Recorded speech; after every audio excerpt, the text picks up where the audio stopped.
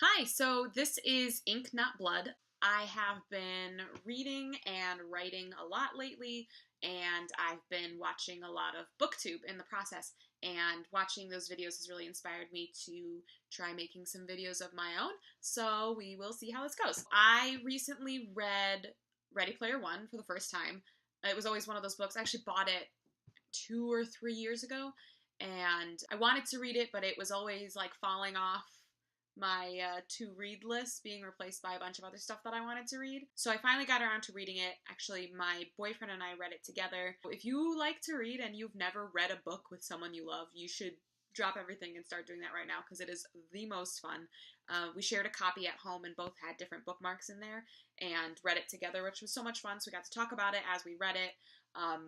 We got to tease each other when we each knew something the other person didn't, because they hadn't gotten to that part yet. And then as soon as I finished the book yesterday, we went to the movie theater and we went and saw the movie together. We had a really great time talking about it afterwards. So my brain was going, and I was thinking of all the differences between the book and the movie. And there were a bunch of really interesting things I thought they did with Ready Player One, so I thought I would do a video. So these are some of the things that I really liked and really did not like about the changes they made in Ready Player One, the movie. I appreciate wanting to stay away from spoilers, but this video will include spoilers, so if you haven't read the book or seen the movie and you'll be mad that I say something that you didn't know because you haven't done that, maybe you should get out, go see it, go read it, and then come back later. There were obviously a ton of differences between the book and the movie, and I'm not going to address all of them because that would take forever. I would definitely have to read and watch them multiple times in order to make a list like that. These are just a handful of things that stuck out to me that I really liked or really didn't like. Okay, before I get into the top 3 differences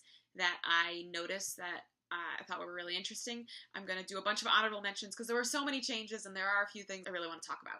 I thought that the movie didn't really hit hard enough the obsession that the world had, specifically with Holiday, after the contest was released. They do mention it and they do allude to certain people really having researched him, but I felt like the committed obsession of the Gunters wasn't as in your face, and I missed that. When they're in The Shining and H is like, oh, I've never seen it, I'm like, what? H, who is one of the top Gunters in the world, hasn't seen one of Halliday's favorite movies? No! I don't care if H didn't like horror movies. H would have put that aside to watch one of Halliday's favorite movies. That is just what a committed Gunter would do. I just felt like the commitment to research was a little bit more casual, except when you saw the IOI's oology department, because I believe what I wrote down in my notes was, deep down they are pure and lovely. Because at the very end, when Parzival clears the final challenge for the Crystal Key, they are so excited, and it's just, oh, it just made my heart so warm. They are basically the mind army of the antagonist of the movie, but they don't even care. They're like, someone is doing this. After 5 years, someone is finally doing this, and they're just so excited. These are people who I think you do clearly see the obsession and the research and the just love of all things Halliday. I did like the way that they changed the way that Wade meets Samantha. I also like that they met earlier so that it didn't feel like meeting her was part of the prize that he had won. I liked that it was more of a partnership throughout the rest of the story. Okay, so you want me to believe that Sorrento wrote down his password on a post-it note and stuck it to his rig, the rig where he'd be using that password? Oh yeah, that's believable, sure. While we're on the topic of things that aren't believable, Samantha just walks right out of the loyalty center, or whatever they call it in the movie. She just walks right out. She can walk very easily into their war room and then walk out of the building. Goodbye, indentured servitude. So long. Okay.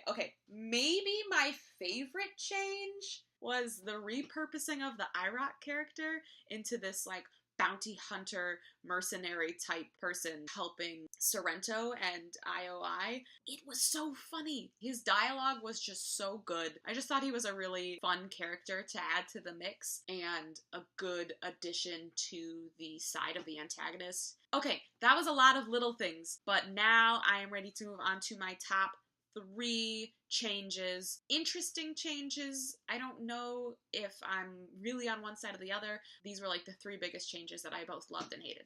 I didn't think the movie was as dark as the book was.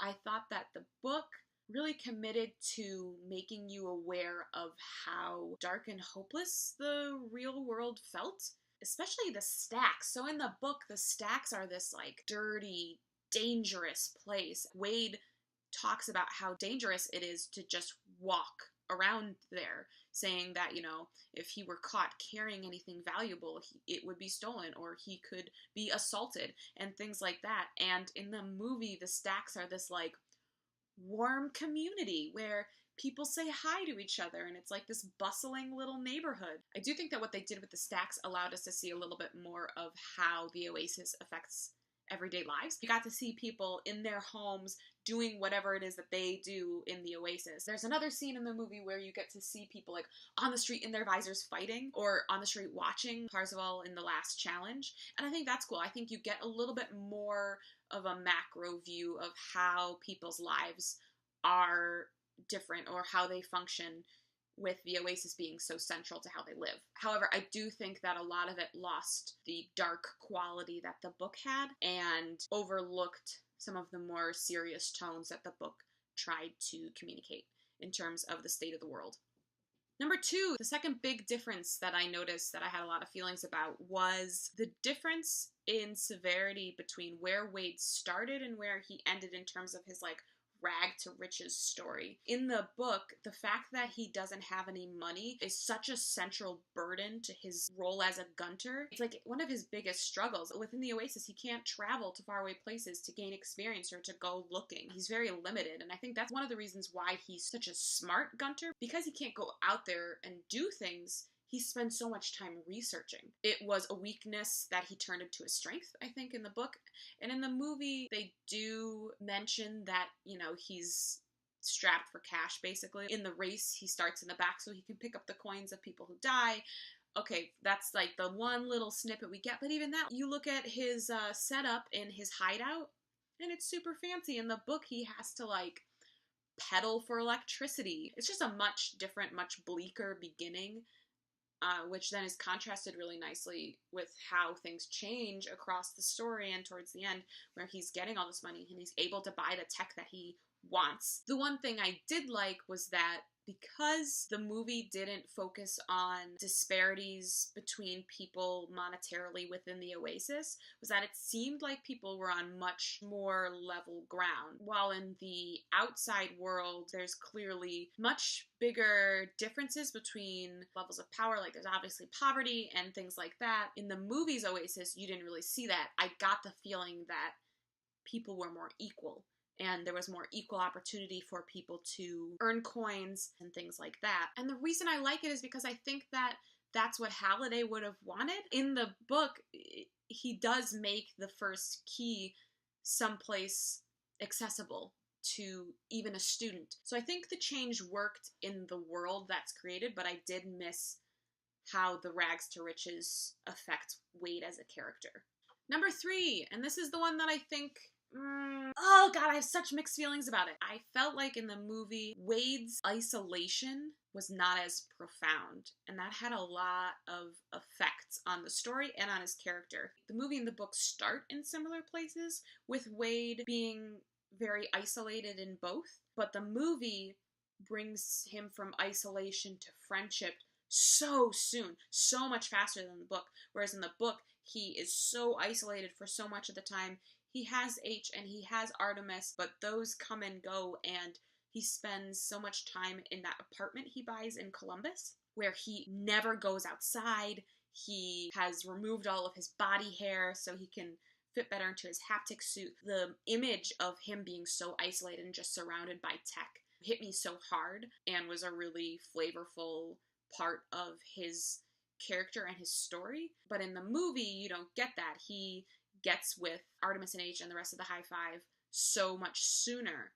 However, I also kind of loved that, because instead of the story being Wade trying to find the egg, it turned into this ragtag group of misfits all working together for a single goal.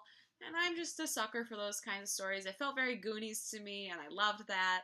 So while I did miss that like cold feeling of isolation that lasted so long in the book, I did think that the group dynamic that they brought into the movie much sooner did a lot of good things for it and made it fun to watch. So that's all I've got. I just wanted to throw my thoughts out there. I know there are still a lot of things going on with this book and the movie, but these were just a few things that I've been thinking about, so I wanted to share them. I plan on making some more videos on this channel, so if you like books or you like listening to me ramble, please go ahead and subscribe, and hopefully I will have something new out soon. I went out and bought Dread Nation by Justina Ireland when that came out last week. So I'm reading that, and I might post a review video when I finish it. So we'll see. Thanks for watching. Bye.